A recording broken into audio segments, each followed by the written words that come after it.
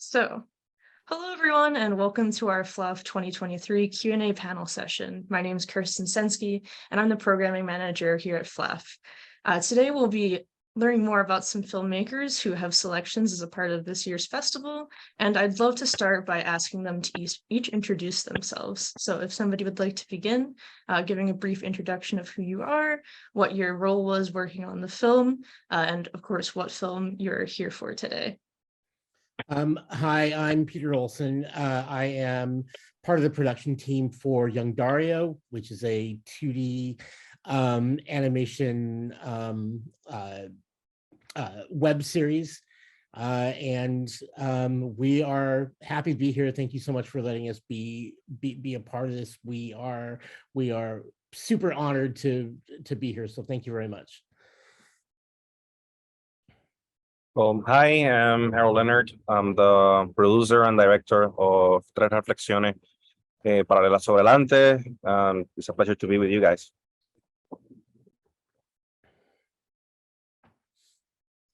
Yes, hi guys. Good morning. My name is Vero G. As you guys know, I'm just also honored to be here, part of this panel, and just to express, my film, which is A Daughter's Love. I'm the co-director and also producer editor, and my director, he's not in right now, but his name is Gemini Stack, multimedia, and thank you so much. Hi, thanks for having me today. My name is Bryan Angarita, and I'm writer-director of the film My Mom.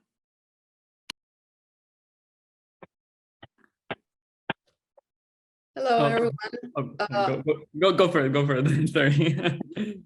Sorry, I didn't see your face.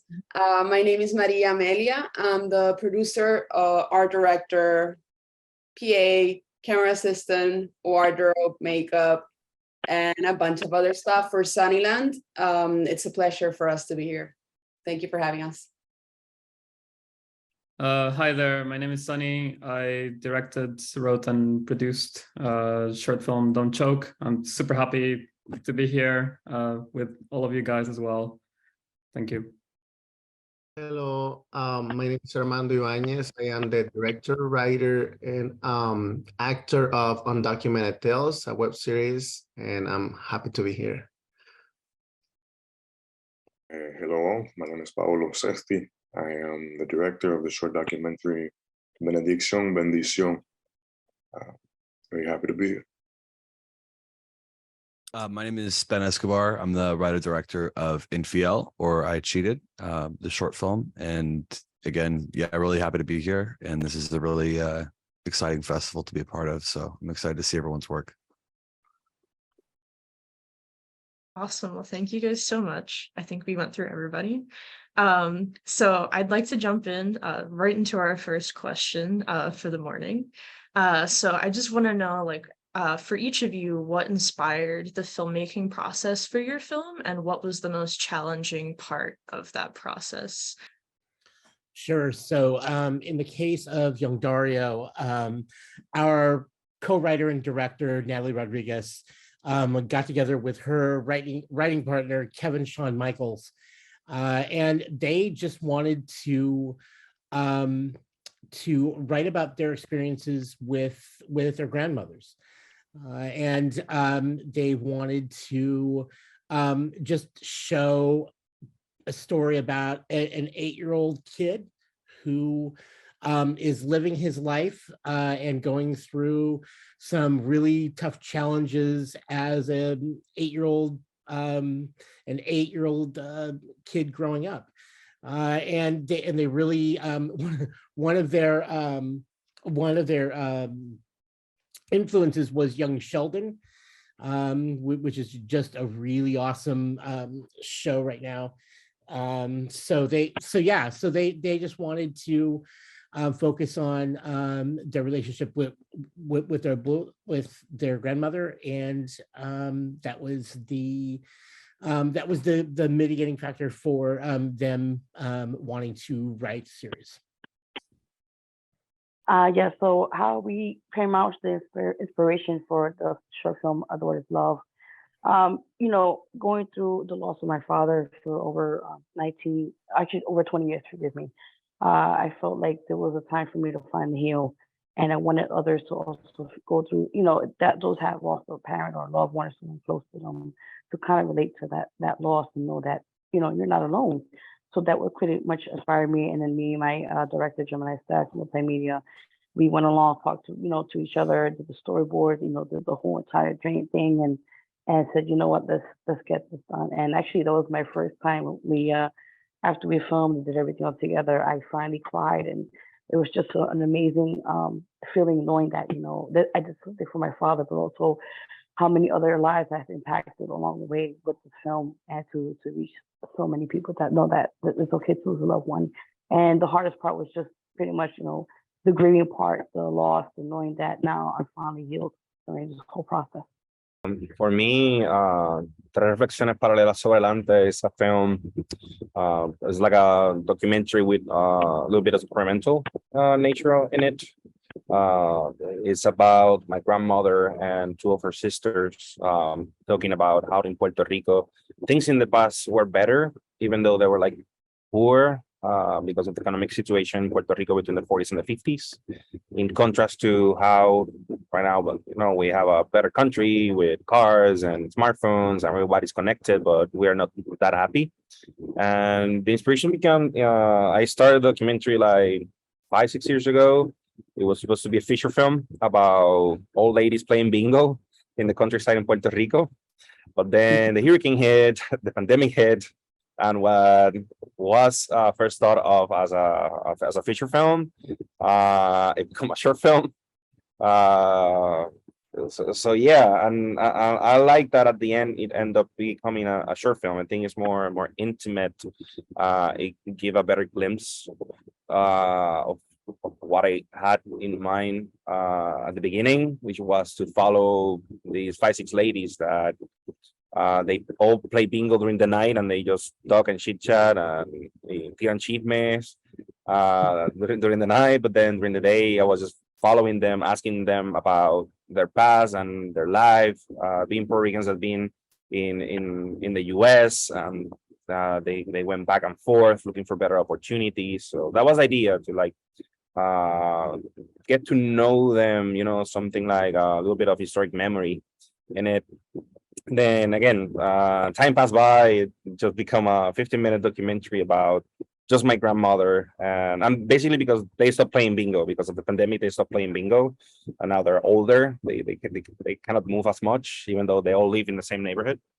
So yeah, at the end, I like what the documentary I end up with being a more intimate portrait of 3 ladies reflecting about their past and how things have changed in Puerto Rico since the 50s all the way to now.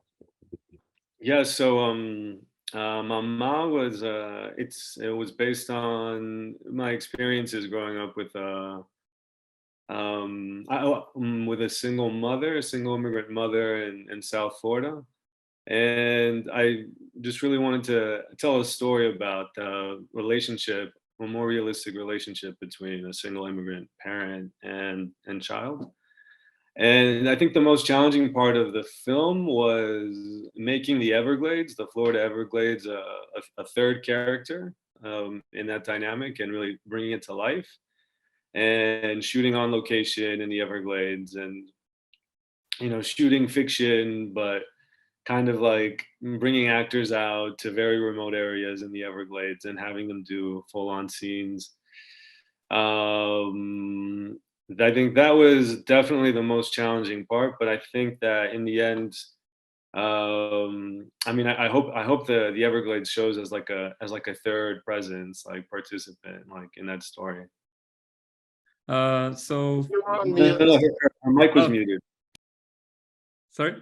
You can go first, and then I'll go. It's fine. All right. I think we're looking at the same time then. So my film is about a couple that is going through their divorce, and they decide to play a match of tennis for the custody of their daughter. And it's a bit of a bizarre, slightly comedic and slightly surreal film. And I was inspired because of my own experience with my parents and their divorce. And I think for everybody that has been through it, it's also slightly nightmarish and bizarre. And ridiculous situation to go through.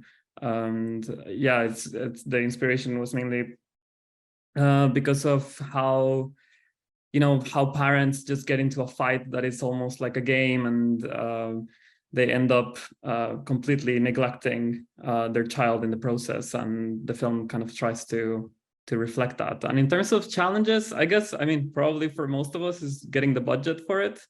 And but in my particular case, on the last day of filming, something happened with the footage, and half of the footage of the day just got lost, just got completely erased.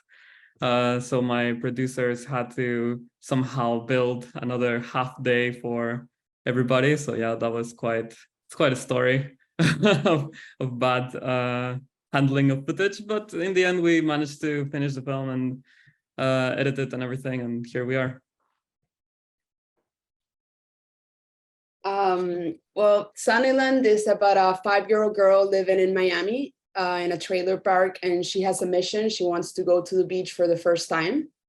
So the movie is about that. I believe one of our challenges, we have a couple as always, but I think shooting a film with 2 girls, we had a 5-year-old girl, then a 7-year-old girl, and that's really hard. We don't have kids. So that was like a really crash course on how dealing with kids and then making a movie with a micro budget as well.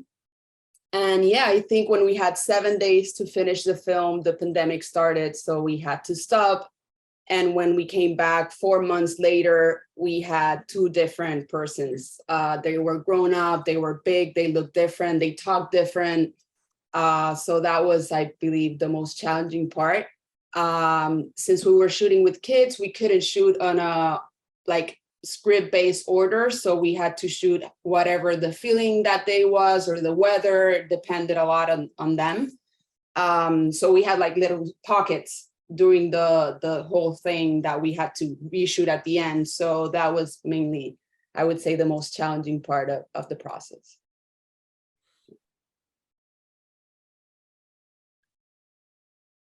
For me, Undocumented Tales is a story that follows the adventures of an undocumented immigrant and queer. He's living in 2 closets. And I started this web series 7 years ago, and I am presenting the 4th and final season in this festival. And I created this because I was pursuing filmmaking. I was really uncomfortable with watching portrayals of undocumented immigrants in a just one stereotype way in mainstream media. Like, undocumented immigrants are always crossing the border, getting deported, crying. It looks like they're crying 24/7 for mainstream media. And I wanted to create a story of a messy, undocumented immigrant, someone who's a human, someone who makes mistakes. And this is why I incorporate a lot of comedy in the series, because undocumented immigrants are humans. They have a life like everyone else, despite obstacles, barriers that they have living in this country without a legal status. So this is why I created it, because I wanted to create a change about storytelling about my community.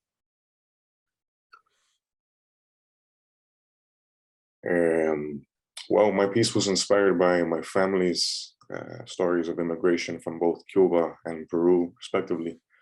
I noticed that a lot of my friends' parents and a lot of my extended family tend to have a very deep connection with Catholicism and Christianity. And it came to the idea to me that immigration as a journey, immigration as a process, there's so much faith tied to it, whether that faith is faith of the self, or that faith is faith in a religion, or faith in a future.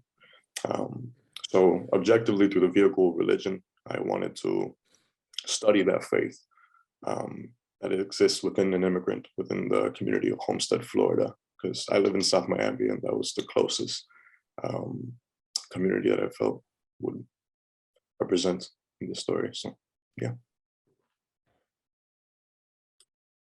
Infiel was inspired by the desire to tell a conversation in a way of not showing too much about the characters directly, and kind of replicating that of a complicated, difficult conversation between father and son, and kind of showing more about the environment and the subtleties of each character rather than showing like a traditional shot, reverse shot kind of visual language on the characters. So where it started was I saw this film called Zero Fucks Given that had a interesting scene sequence between two sisters having a conversation in darkness, and their silhouettes kind of allowed the story to really like come alive, but you never really got to saw them directly.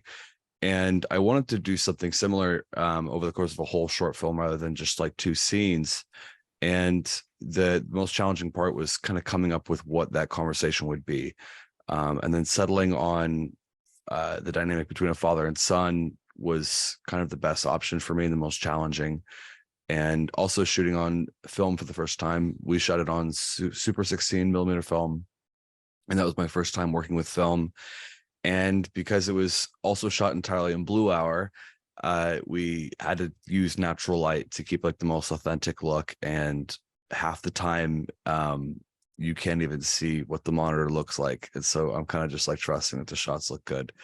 And luckily with our director of photography, Alexa Cha, we had a great look the entire film, and I couldn't be happier with the product. And there's a lot of emotions involved in the performances, and it taught me a lot about directing and just the power of filmmaking even before the film is finished and stuff like that. I had a team that was constantly trying to challenge me and challenge each other, and it was all worth it. Awesome. Well, thank you everybody for sharing. It's really interesting to hear about like, the different mix that we have of filmmakers and films here, and hear about like everybody's different inspirations. So thank you for sharing. My next question is, I guess in theme with what the festival is this year, I'm just curious to hear how collaboration has impacted your filmmaking process, because FLAFF 2023 is kind of our festival year discussing like collaboration with different people throughout the process. So I'd love to hear what you guys have to say about that. Sure. So with Young Dario,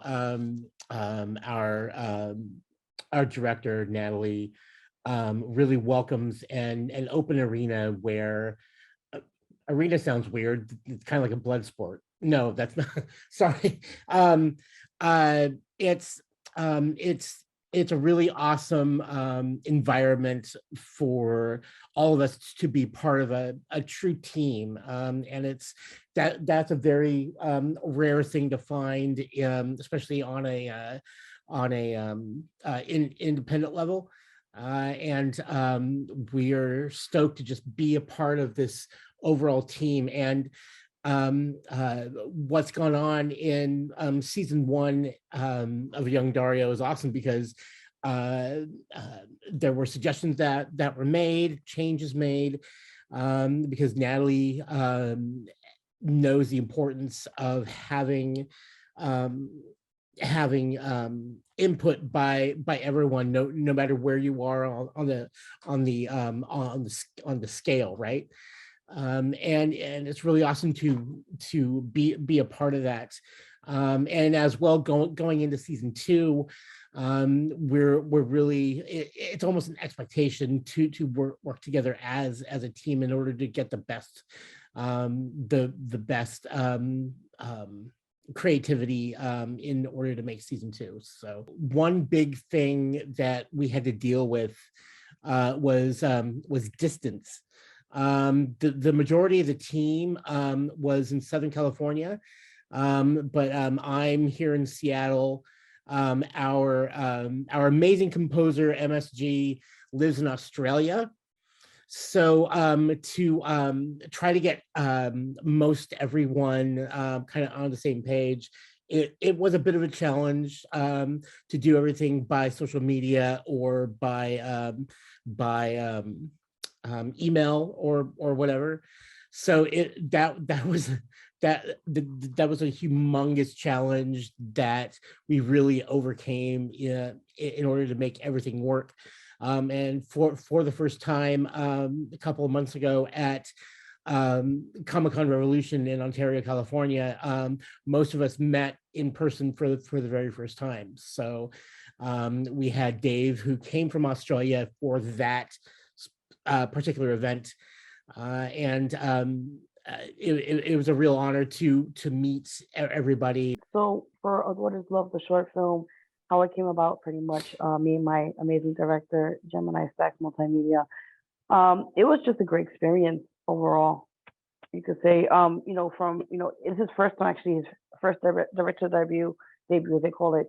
And for me, I've been a lot of blockbuster films that sort, but it's the first time working with him alongside with this amazing film, and it's just great to see the process, you could say, to see how we work well together on this. He had his points, I had my point of view, and it was just amazing to see how both our work collaborators have gone well, and to see the final product is just amazing. For me, with the reflexiones, it's funny because, again, because of resources and lack of money, most of the things that I have done so far, I have done it all by myself. Most of my films are of an experimental nature. So in this case, I was lucky to earn a grant, and that allowed me to actually collaborate specifically with the person, the composer Camilo Penske, who make the score for the film, and that was a nice experience, because normally when you're like doing a really indie short film, you just go to libraries and looking for, maybe this music will hit, maybe this will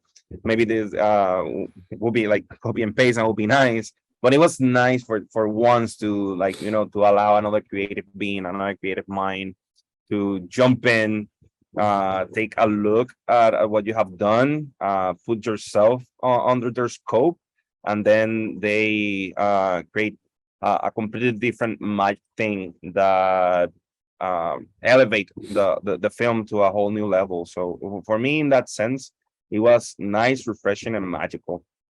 I know it sounds a little bit poetic, but it was nice. It was nice. I think I haven't done anything as collaborative since, I know, I was in film school, like with a bunch of colleagues, and I know, you graduate, and then you move over, and then you start like looking for ways to make your film. So again, also the things that I have done it by myself. So it was nice to get back into that tracking where, like, again, film is a collaborative medium, so allowing another person creativity to help you create a piece. I think that was really nice, that was really amazing. And also, like, the ideas that they bring in with them. There are things that when you're editing and your film doesn't have any music, any score, you're like, I wonder how this is gonna sound. I wonder, this should be, I don't know, a little bit more obscure. They should be a little bit more light. And then they did a completely different thing. It's like seeing your piece completely brand new when you bring more people into it. So at least that, how collaboration impacted my filmmaking practices and process for this film, for my film. Yeah, for Mama, a really important part of the process was to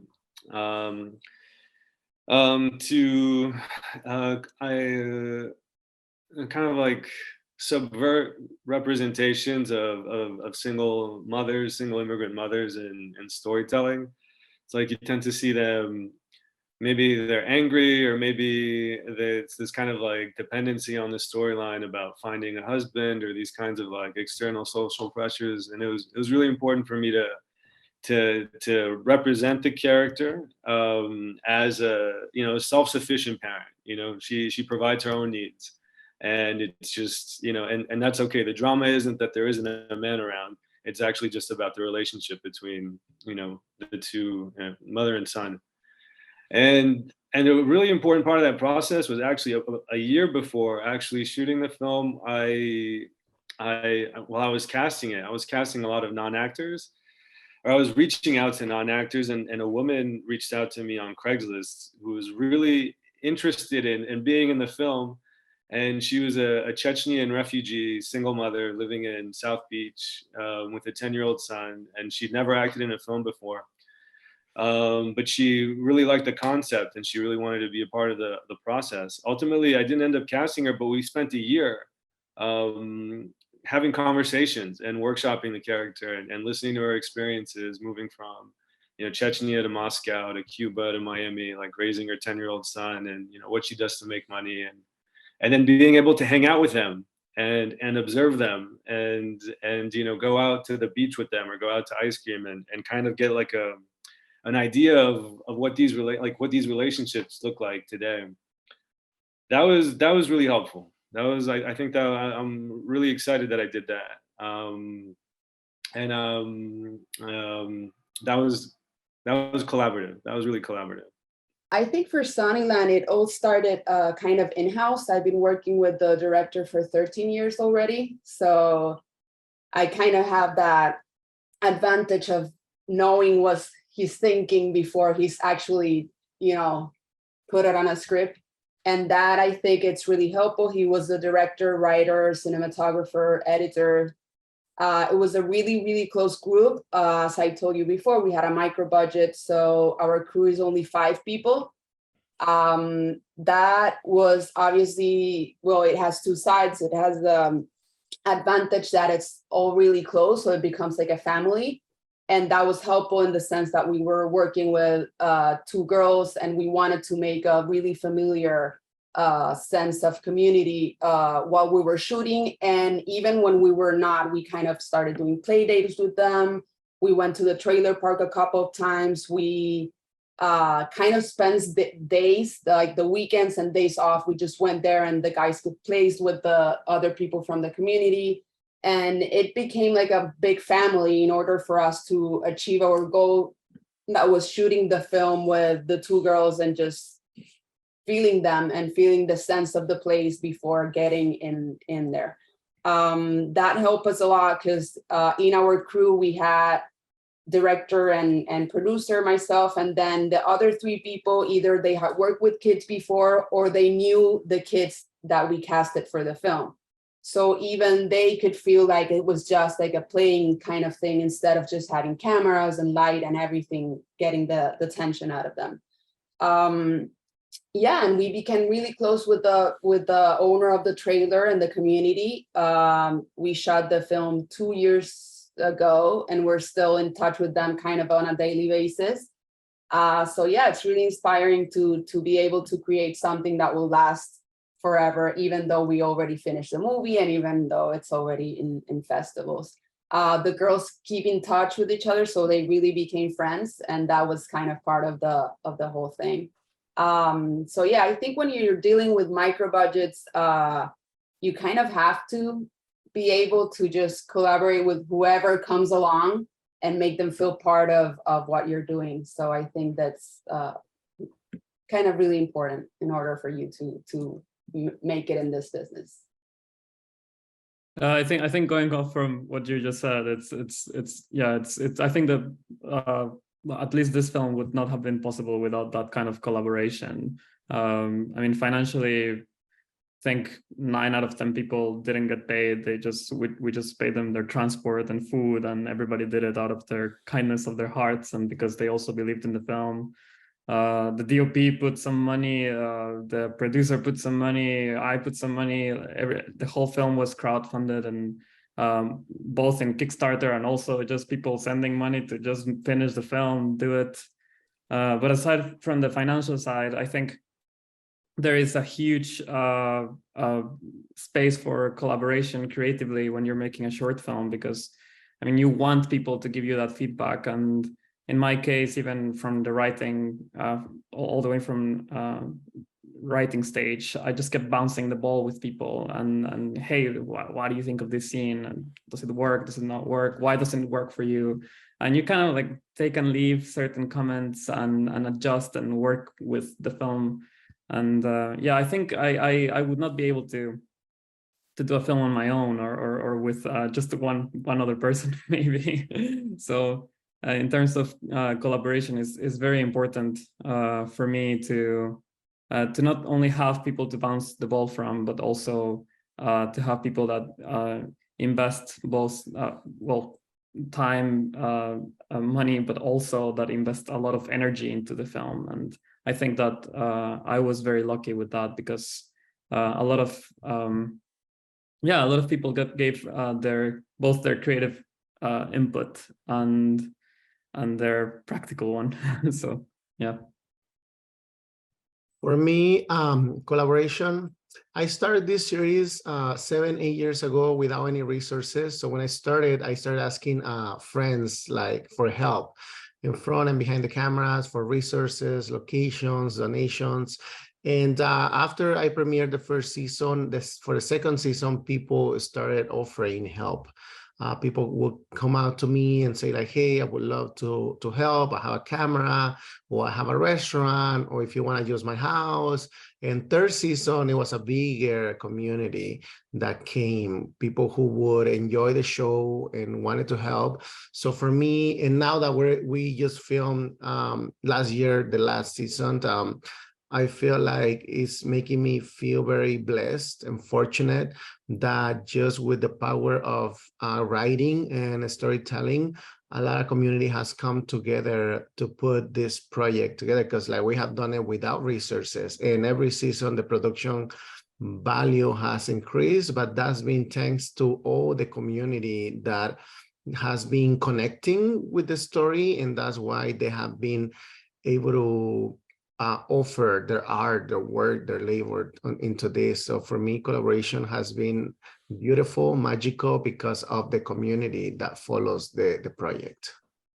So my project was made in part with the Florida State University College of Motion Picture Arts. They provided a lot of the community to bounce the idea off of and get notes throughout the entirety of the process, from like pre-production all the way to post for this documentary.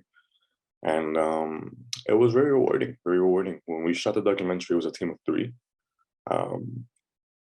Two of my friends at the time, one of them who is my working partner, Baez. She was a cinematographer for that film, but typically she's my producer.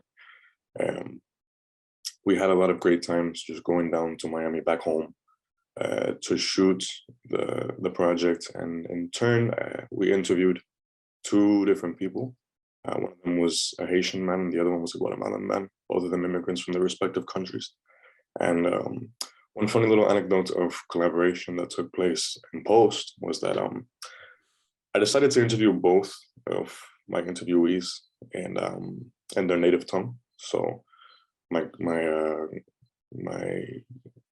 friend from Guatemala, he spoke in Spanish, and then my Haitian friend, he spoke in Creole. At the time, I didn't speak Creole. So I had a good friend of mine who was my roommate, who helped translate and transcribe the entirety of the interview. By the end of it all, I was able to speak a little bit of Creole. So that was the collaboration story for my project. I would say collaboration on this was a really different process than I've had with a lot of my other films. Prior to this, making stuff in film school had a really different vibe to it, because a lot of people are like working for free, and it's really tough to get a quality work ethic from everybody and not have like basic shortcomings happen on the set, and different dynamics kind of affect the overall product.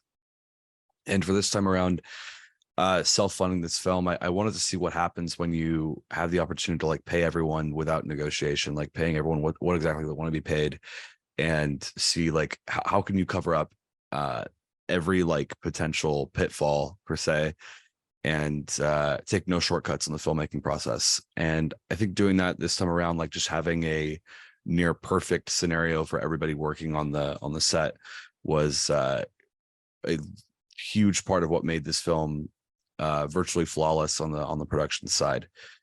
Everyone was really happy and collaborative, happy to be there, and took an interest in the story. And it being in Spanish, a lot of the people didn't even know the language and didn't know what was being said, but sort of the actions of the performances really spoke louder than words for them.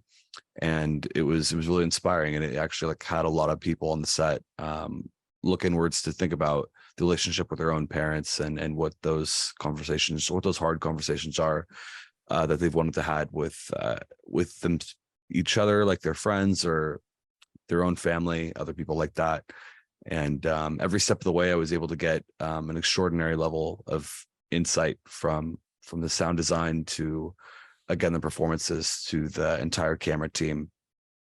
And it never felt like I was alone. And it was just a real pleasure to work with everybody. And I would hope to have every film go like that. But yeah. Awesome. Thank you everybody for sharing. It's Would also you- so cool to see like the range of collaboration as well, and like how some of you were able to like, you know, learn things, a new language, collaborate with like different parts of the community. So that's awesome. So my final question is, how do you hope that audiences will react to your film? So with Young Dario, Natalie has really opened the door to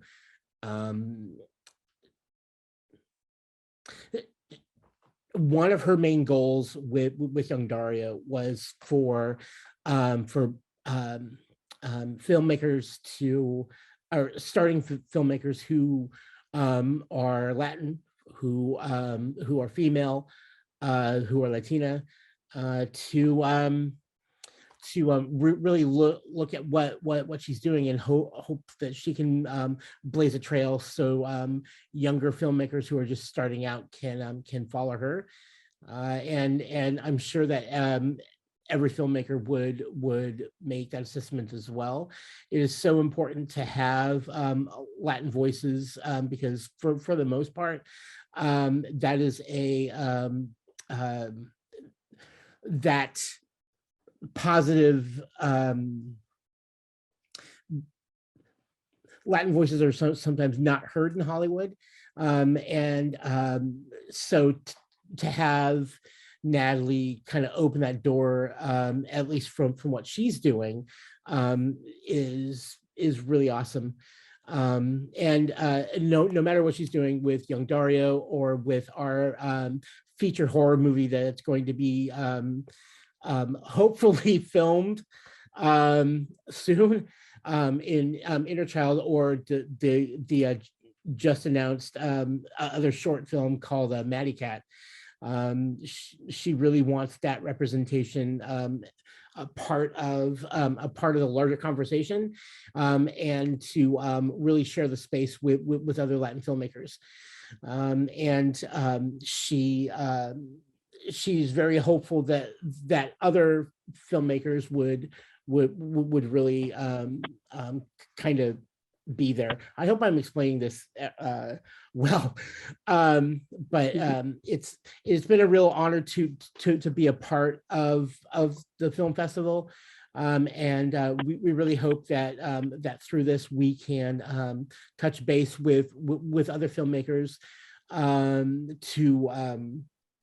to make more awesome stuff. How I expect audiences to react. I mean, I guess it is a weird feeling. I was happy when I presented in Philadelphia that people were laughing at moments that I thought they were funny. I think again, since it's a really reflective documentary, I was happy that people came afterwards after the screening to me like, oh yeah, that reminded me of my mother, or that reminded me of my grandmother. Other people, well, damn, like Puerto Rico was really broke back then, based on what the people of like my grandmother and my grand aunts were saying. So I really hope that, I don't know, what I want audiences to feel is just a reflection, and can empathize with, you know, the Puerto Rican cause in terms of like understanding a little bit more why we are where we are right now, and why people had made choices to, like, I don't know, vote for politicians that not necessarily want the best for the audiences. Because again, here people are always complaining that we vote for the same politicians and we cannot get unstuck. But and again, a bunch of time we blame older generations for those mistakes. Now younger generations are paying for them. So I think the reflection that I want people to do is like, okay, now I understand why people voted or make the decisions that they made that have created the Puerto Rico that we are right now. Like back then there was nothing, and now we have a lot, but again, at what cost? So I think that's the reflection that I want audiences to do. Definitely, that's awesome. I just want to add my point to this also. So this the film, the short film we did, A Daughter's Love, how pretty much I want people to be, you know, the whole entire concept of it, how their reaction to it, I don't really know, but I think from my perspective, I hope they got inspired from it. I hope they gained something from it, you know, from my own personal experience and also with my director, Gemini Effect, multimedia. He also had lost somebody too dear to him. So we both could relate to this whole matter. And I feel and I hope and pray that people could just gain something from this film and learn and know that life is very short and we all have to appreciate every day. Life is a blessing that we're up and about doing what we have to do. And if you impact somebody's life, that's a whole game changer right there. And I just want to say thank you guys for having all of us here. Really appreciate it. Or just to hear our voices to be heard on this platform. Thank you. For me, I mean, this is a mirror. It's about reflection and identification, like for audiences. You know, these are the characters in this story are messy characters. They're flawed characters. They lie to each other. You know, this kid steals, like they hide secrets. And they're in a really, you know, messy environment. You know, I didn't want to show like a glamorous, you know, beach resort, Lamborghini, Florida. I wanted to show the like bleeding wound of Florida. I mean, this ugly, not ugly, but this sublime, you know, hostile environment. And I think that, you know, looking into the shadows and kind of like identifying with these ugly parts of our personalities, the parts that, you know, the parts that lie, the parts that conceal things, the parts that, you know, get into conflict with like our loved ones, and identifying with that is, I mean, I think is for me a magical experience, like a spiritual experience, if I can get that from a movie. And if anybody can look at this kind of like seemingly messy, ugly relationship or landscape and find some beauty in it, I think that's, or not some beauty in it, but just identify with it and not judge themselves and not judge the characters. I think that's, I mean, that would be as good as it gets. I think for us, Sunnyland, it's an ode to Miami. I think it's like a love letter to the Miami that we're kind of losing a little bit. We've been going around to the places that we shot, and half of the places are already closed or they don't even exist. So it's just like a memory of what was there before, you know, everything's changing so fast. But at the same time, we have an immigrant mother that moved to Florida to give her daughter a better life. So it's just resilience for those immigrants that come looking for a better future for their family. In this case, she's just a single mother. So that's part of the story as well.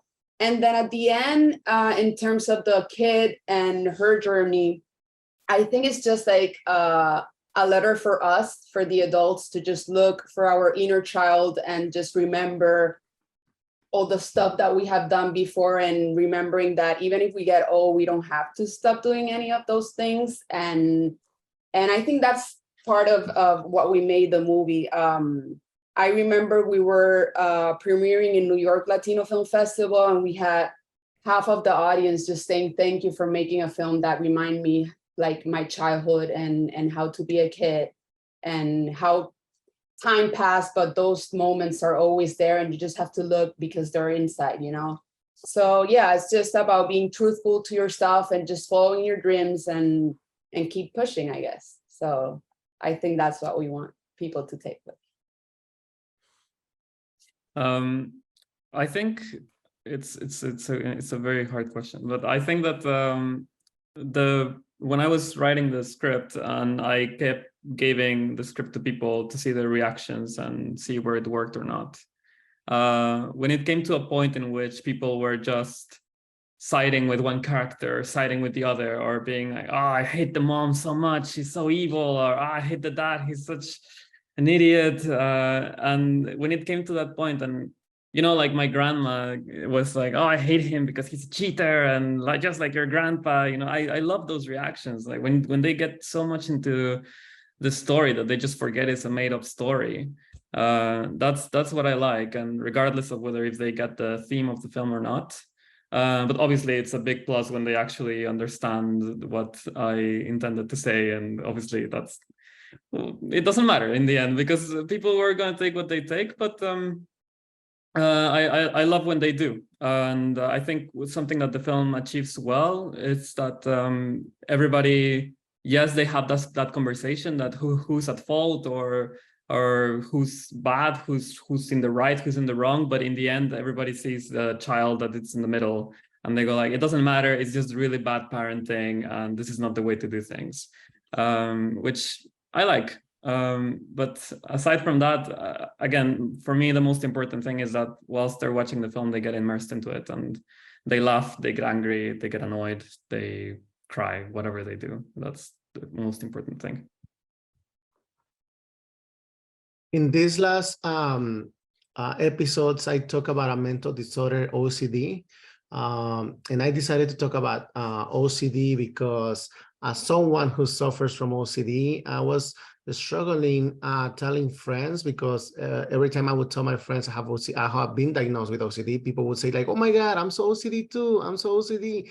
And I realized that there's a big stereotype and misconception about what OCD means. So I decided to address OCD in these last episodes, and I hope that audiences watch the project, the story, and I just want to contribute to the conversation about what OCD really means. And I hope that they see this film with this project with an open mind and understand that OCD is a very painful mental condition that we cannot be joking about.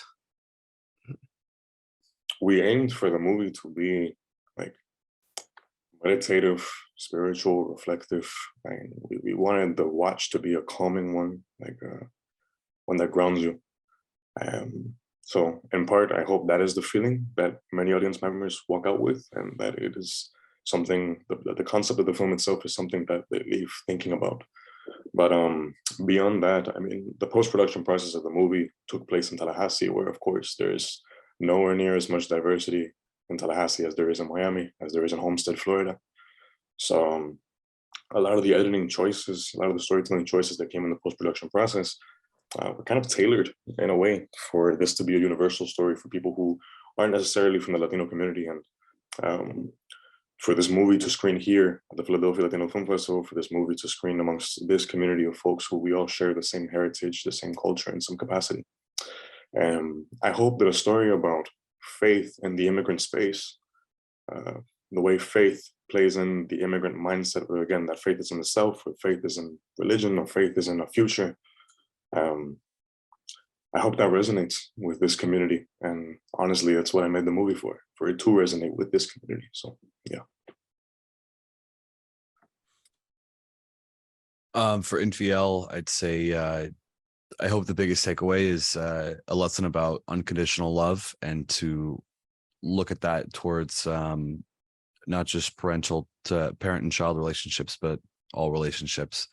Also, a big emphasis of this film is physical touch and the privilege of being able to touch your kids and show love, and how often there's so much of an emphasis on that in Latinx culture that it can often become abused. It can also go to extremes. And later in life, as parents start to reflect how they've been a parent to their kid, and their kids are now in their mid-20s, and the kids are also thinking about how they've come to understand who their parents were and grow up alongside them.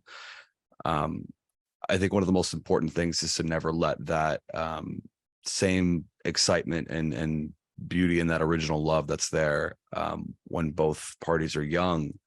I think it's so important to be vulnerable constantly, even as you age, especially between two men, and to not be afraid of vulnerable masculinity, and just being authentic with your loved ones, no matter what's happened, and that forgiveness is never impossible. It's never too late, and it's important to embrace that, especially between, again, two men, which is often so difficult for two men to do that.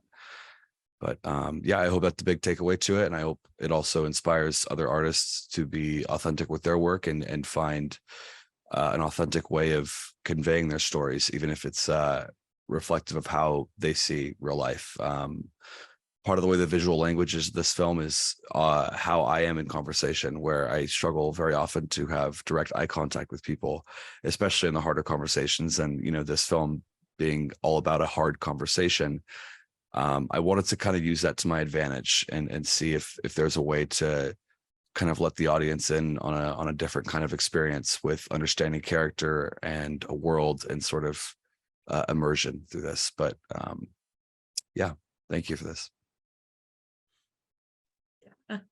With that, I think we'll close off our session. I first just want to say thank you to all of you for not only being here, but allowing us to present your work at this year's festival. It's truly an honor, and we're very grateful to be able to, you know, share your work with the world and the community. I'd also like to say thank you to our audiences watching this at home. You're also a part of what makes this happen. If you'd like to learn more about FLAFF and the events that we have going on during the season and the post-season, please check out our website at flaff.org. Thank you, everybody, and goodbye to our audiences at home. Thank you. Thank you, everyone. Thanks a lot.